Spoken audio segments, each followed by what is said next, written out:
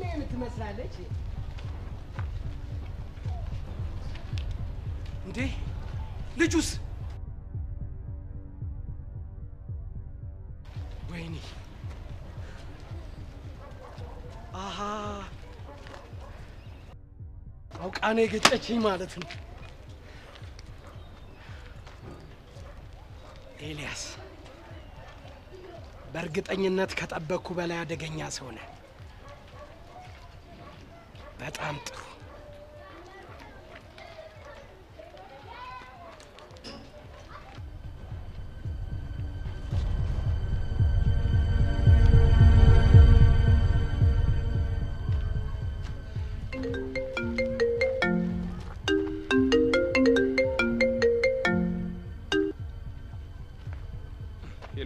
አንተ ልጅ ቆይ ምን እየሆንክ ነው ምንድነው በዚህ ልክ ያፈዘዘ አልገባኝም ምን አደረኩኝ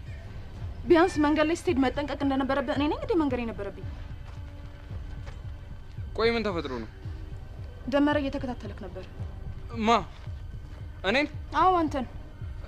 ቆይ እንዴት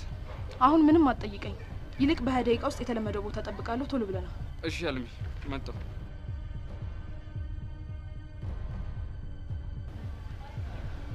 ቆይ ልጁ ምን ሆኗል ያኔ ማቆይ ኤልያስ የት ገባ